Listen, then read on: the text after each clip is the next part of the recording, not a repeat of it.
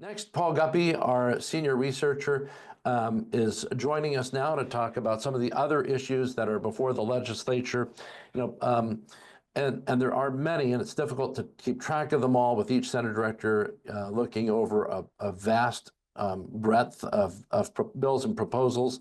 Paul, one of the issues, though, that you've been taking a look at this session has been emergency powers, and there's been some surprising interest in it. This has long been a WPC issue. Why don't you walk us through what's happening on the emergency powers front?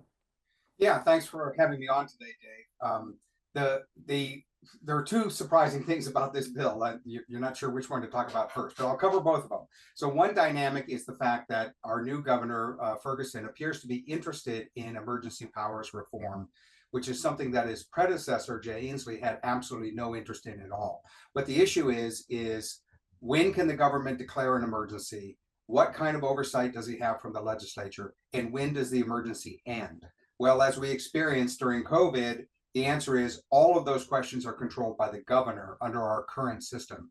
And boy, did Jay Inslee take advantage of it. I mean, he, as we all know, he just issued orders.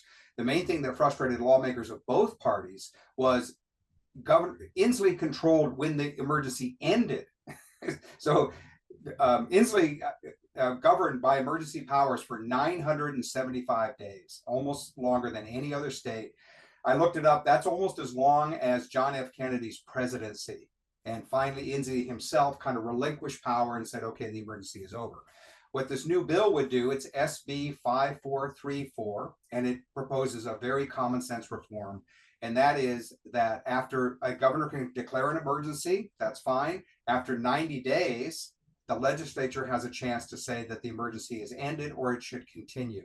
And if the legislature isn't in session, then the four top leaders of the legislature, that's two Republicans and two Democrats, can send a notice in writing to the governor that the emergency should end. This is a very simple oversight mechanism. Most other states we looked up, they have limitations of 90 days or 60 days, or I'm sorry, 30 days or 60 days. So that's just a pause where the people's elected representatives can say, should this emergency continue? The second point about that that's interesting is that this bill is entirely bipartisan. And the fact that Jay Inslee wouldn't even discuss this issue, and now we have a new governor who has talked to the Republican leadership in the Senate. Senator Wagner, a Republican, is a sponsor of the bill, and it looks very much like Democrats may agree to this, and we may finally have common sense emergency reform. When I saw this story, the second point struck me even more, because in the report, the sentence said, the news report that is, it said, Governor Ferguson spoke with the Republican leader in the Senate. And I was like, well, that hasn't happened for about 12 years. So yeah, that's a real change in the tone of the way this governor is approaching passing laws. And that's a positive sign. Yeah, I'm surprised that the issue came up. I mean, I'm so used to it being totally ignored, and it should have been a bipartisan effort the whole time, because as we pointed out, through WPC for literally years, it's, there's a legislative body that represents the people of the state, and it's been controlled by Democrats that entire time. So while Republicans are complaining about it, there's also Democrat leadership is being denied their appropriate role in the legislative bodies to represent the people, because the legislative authority was overextended, so to speak. So it's really not a Republican-Democrat issue; it's a separation of powers issue, and it should have attracted the attention of the people, because obviously the governor is going to be their most distant representative versus as the executive versus the elections that are held in their local areas. So yeah, you make a good point about the people, because I think that's functionally what happened after Inslee had governed with executive authority for over 900 days. And I think the reason that my suspicion is that the reason that Inslee finally backed down is that people were starting to not comply with various mandates and restrictions that he had put out. I think he saw that that was deeply unpopular, and so he finally relented and gave up his emergency power. But the Democrats talk about protecting our guardrails and our democracy, and we need to maintain our norms.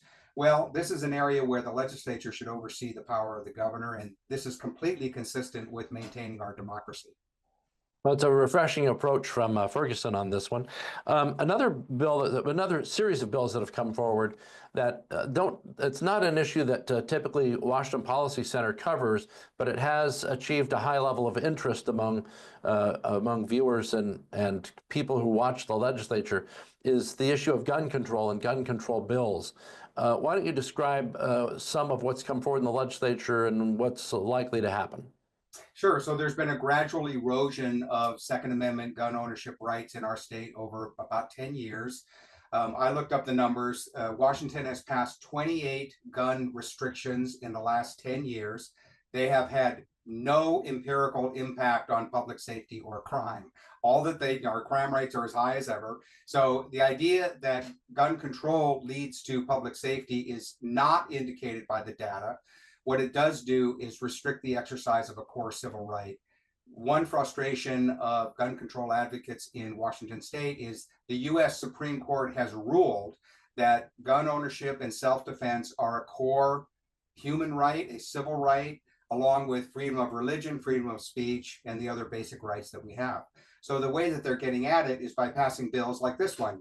Let's see, I have the number here, SB 5136. I'm sorry, that's the wrong number. SB 1504 would require gun owners to buy insurance, $25,000 of insurance for every gun that you own.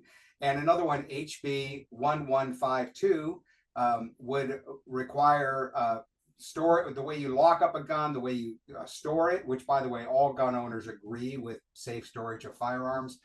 But if a firearm is stolen, you could be liable for the way that gun is used in a crime. So those are two ideas that are being pushed to erode gun rights.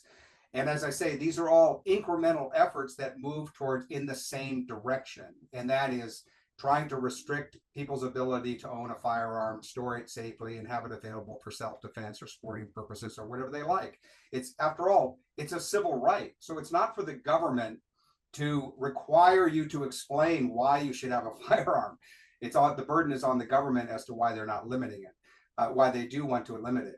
And again, we always step back and look at the larger strategic goal. So I think there are radicals in our state who literally want to disarm the citizenry if they can. I think they don't like the ability of people to be completely independent and protect their physical security. And I really think the main goal of gun control is to move the general public to a position of dependency and being easier to control. I think that's what it boils down to. I'm just reminded of the chop zone and how you had a lawless area of Seattle taken over for a long period of time where police couldn't get in. And, there's all kinds of things that can happen in a state where people have to rely on themselves, and the time that it takes for law enforcement to get to certain addresses. Exactly. And this is, let me just throw in quickly, because I live in Seattle. So I live, my wife and I, my family, we live in a neighborhood and we lived through that period. And what struck me is that the applications to the King County Sheriff's Office for concealed carry permits in Seattle just soared during that period. And also, I went into a sports shop, and the person at the gun counter mentioned, like, we have had more applications for a firearm in Seattle than they had ever seen. So from a policy perspective, that's an indication that people in Seattle who are 80% liberal, okay, vote strongly Democratic. But I'm thinking of the common, like, human concern about safety at home. And even people very much on the left wanted to have security in their home. And I think most people realize it's not like there's going to be some big home invasion, shootout crime. It has more to do with a feeling of independence and confidence that if the police don't arrive, you have a fallback. And again, I think this primarily has to do with defense. Thank you for that update, Paul. One more thing I wanted to cover, which was the budget. The budget's coming. It's the former governor left his proposal kind of at the doorstep of new Governor Ferguson, but the former Governor Inslee left his proposal and left it hanging out there. There's a lot of talk about a need for more revenue, even though our state revenues are up, but the desire for spending has increased as well. any indication on where we're going to go with the budget as far as new taxes or no new taxes? Yeah, new taxes for sure, and I'll tell you why. This issue reminds me of that saying that rust never sleeps. So the push for more revenue in Olympia never sleeps. They are constantly pushing for it. And I think that's because of the human indication that people want more money, frankly. That people who work in government, they feel that their life could be better and all problems could be solved if only we had more revenue. The problem is the politicians there can't go to the public and say, we want to raise your taxes because we want more money. That's not a sellable message. So they need a cover story or a narrative. And on leaving office, Inslee set them up with that by issuing a letter shortly with the head of his budget office. Shortly before leaving office, put out a letter saying that over the next 4 years, the state faces a $10 to $12 billion deficit or shortfall. And the reason that the language is important is because when you look at the basic revenue that the state is taking in, Washington has plenty of money and revenue is increasing, and it is scheduled to increase markedly in the next 4 years. So how do you end up with a deficit? Because overspending is expected to go even faster than that. So they create language that looks like they're in a budget hole when actually they're collecting more revenue. So the state is not short on money. They do not face a budget deficit. The only thing they face is that their plans for overspending in the future are more than the increase in taxes that we're paying. So that's what the setup is. I can indicate what taxes they're looking at if you like, depending on how much time we have. Yeah, why don't you just go through a couple of the taxes that they're looking at here, and just a real quick question. Governor Ferguson, in his inaugural address, kind of hinted that he was not interested in, filling all these wish lists of new spending and putting up with the reckless spending of the past. Is there an indicator that he's backing away from that already, or is that still a mystery at this point? Oh, great point. So there's some nuances in Governor Ferguson's message. On the one hand, it is encouraging that he does want to look at the rate of government spending, wasteful spending, make the government more efficient. And that's a positive sign. But what he did not indicate is whether he wants to limit the amount of tax increases in the future or the growth in spending. In other words, the core problem that puts the government in this situation in the first place. Ferguson himself has indicated he wants to add some $800 billion to the current level of spending. And that's a permanent increase. Once they enact that additional $800 million is built in for every budget indefinitely into the future. So I don't think Inslee really wants to cut back on the size of government. He may slow the rate of growth, which is good. But I also think Ferguson is open to what he calls new revenue as a last resort. and I don't mean to be cynical, but I mean, we've heard all these stories before. When Jay Inslee came into office, he had the lean management system where he was going to make government efficient and lean. That never happened. Every governor that's run in the last 5 or 6 governors that we've had going back to the 80s, every single one of them has said, I'm not going to raise your taxes. And then they get into office, and they did. Inslee made that promise. Ferguson has also indicated that. So I just don't believe them anymore when they say that. The last point is that there is a bill that has a lot of support among Democrats to triple the amount of property tax collections that can be taken in every year. Right now, there's a voter passed 1% limit on how much property tax collections can increase. The Democrats have a bill that would remove that cap and move it up to 3%. So that's one major way that they're trying to get more revenue for the government. Well, that is not going to make rent cheaper for people.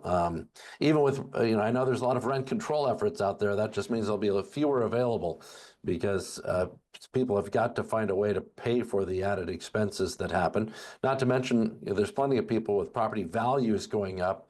Even the 1% limit has been a stretch on their finances because it doesn't mean their wages have gone up.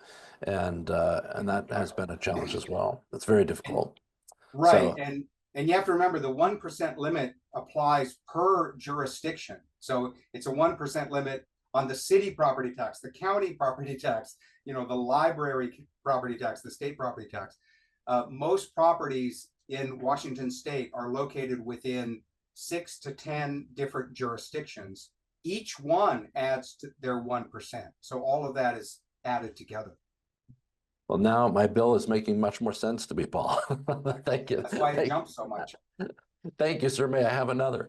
Paul Guppy, thanks so much for being a part of the Washington Policy on the Go. I know as a senior researcher emeritus, I'm amazed at all the work you do following the legislature. So it's great to have you on. Great. Thanks a lot, Dave. Thank you. And I want to encourage everybody, go to WashingtonPolicy.org, keep track of everything that's happening in Olympia. Washington Policy Center researchers are updating our blog daily, so you can read that. Plus, make sure you subscribe to our e-newsletter that reaches you every Friday. That's important too. And we have our report card on Washington's future. The report card for Washington's future is coming to you every week. We just released a brand new chapter on environmental and energy policy, showing that Washington's environmental policies have largely failed, despite claims of national leadership. If you look at the actual results on a number of things, we're failing. And we need to take a realistic look and establish a new baseline for where we really are and where we've really found ourselves over the past 12 years. Take a look at the policies that we've implemented and ask ourselves, are they actually working? And if they're not working, what can we do about it? That's one of the goals of our report card for Washington's future. We're trying to strip away the political benefit of a headline and instead focus on the actual results. So I'd encourage you to take a look at the latest release that happened just yesterday for our report card for Washington's future. You'll also, if you're a subscriber, you'll be getting it in your email as well. And be sure to share that information with friends. One of the goals is to change the conversation of the state so that we recognize what's really happening, where we really are as a state. You know, for example, in our business climate, we pointed out that Washington went from, I think it was the sixth best state to do business in to the fifth worst. Maybe I have those numbers reversed, but it is a dramatic and painful turnaround for Washington State's business climate. And we need to be more aware of that because people are thinking about, you know, they're discussing Washington as though we're still in this position that we were long ago and we're losing that competitive edge. So that's another extremely important aspect of the report card for Washington's future. We'll have a release on education and our where we're at with education policy coming up next week. So be sure to subscribe to our e-newsletter and don't miss a beat with Washington Policy Center. Go to WashingtonPolicy.org for more. Thank you for joining us. We'll see you next Tuesday.